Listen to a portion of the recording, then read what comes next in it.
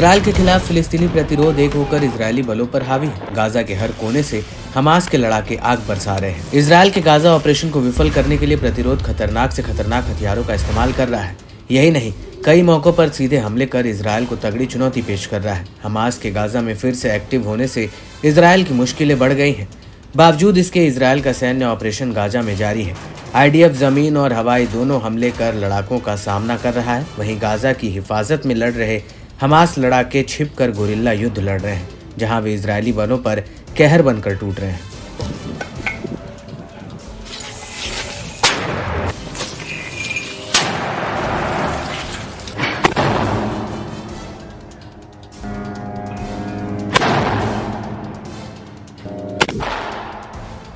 शनिवार को प्रतिरोध के लड़ाके इजरायली बलों के खिलाफ भयंकर संघर्ष में दिखाई दिए, जहां लड़ाकों ने तोपखाने और हवाई हमलों की आड़ में उत्तर की ओर नुसीरत शिविर में घुसने की कोशिश की थी। हमास आंदोलन की मिलिट्री विंग अल कसम ब्रिगेड एक इजरायली इंजीनियरिंग यूनिट में पहले से तैयार बारूदी सुरंग में विस्फोट करने में कामयाब रहा। अल कसम लड़ाकों ने फाइटर जेट्स के जरिए अल यासीन 105 शेल के साथ एक इजरायली मरकबा टैंक 4 को भी निशाना बनाया। साथ ही रफा में अल अवदा के पास टैंक के चारों ओर एक पैदल सेना बल के साथ संघर्ष किया। अल जैतून पड़ोस के पूर्व में दक्षिणी पूर्व गाजा शहर में अल कसम ने टेंडेम एंटी टैंक शेल और एक ID के साथ 2 इजरायली D9 बुलडोजरों को निशाना बनाया। अल कसम ब्रिगेड और शहीद अबू अली मुस्तफा ब्रिगेड के लड़ाके मध्य गाजा में नुसीरत रिफ्यूजी कैंप के ऊपर SA-7 मिसाइल के साथ एक अपाचे हेलीकॉप्टर को निशाना बनाने में सफल रहे।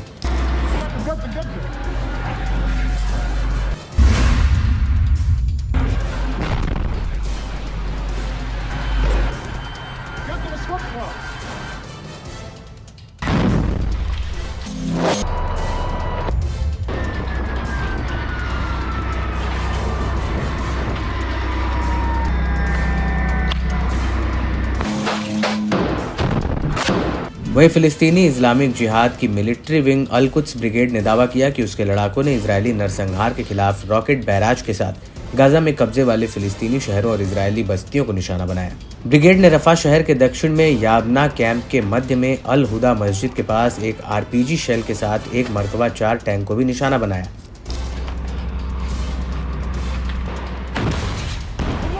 साथ ही अल कुद्स लड़ाकों ने RPG शेल के साथ एक इजरायली सैन्य वाहनों को निशाना बनाने का भी दावा किया। इससे रफा शहर के पश्चिम में सऊदी पड़ोस में तैयबा मस्जिद के पास बिल्डिंग में आग लगने से वे खाक हो गई।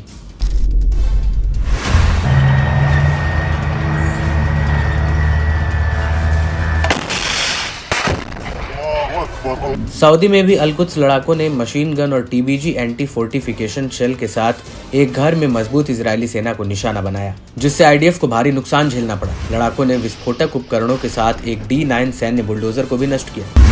रफा के पश्चिम में सऊदी पड़ोस में संयुक्त राष्ट्र की एजेंसी के क्लिनिक के पास एक इजरायली सैन्य वाहन को टेंडेम शेल से शिकार बनाया। ब्रिगेड ने रॉकेट बैराज के साथ रायम सैन्य अड्डे को निशाना बनाने के दावे की पुष्टि करते हुए एक वीडियो भी रिलीज किया, जिसमें लड़ाकों ने रॉकेट से इजरायली खेमे में जबरदस्त खलबली मचाई।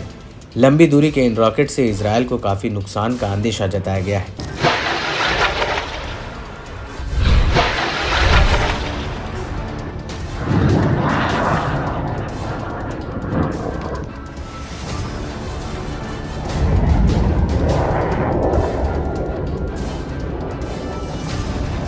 इसके अलावा अल-अक्सा शहीद ब्रिगेड ने मशीन गनों के साथ पूर्वी दीर अल बलाह में इजरायली सेना के साथ हिंसक झड़प की। ब्रिगेड ने कई भारी कैलिबर मोर्टार गोले से पूर्वी अल ब्यूरीज में IDF पर हमला बोला। इसका एक फुटेज भी जारी किया। इसमें प्रतिरोध के लड़ाके गोले दागते दिखाई दिए। दावा है कि इससे इजरायल के गाजा में चलाए जा रहे ऑपरेशंस को बड़ा धक्का लगा है। इजरायली बलों की मुश्किलें बढ़ गई हैं। जिस तरह लड़ाके इजरायल के खिलाफ आधुनिक और खतरनाक गोलों का इस्तेमाल कर रहे हैं, इससे इजरायली बल उबर नहीं पा रहे हैं।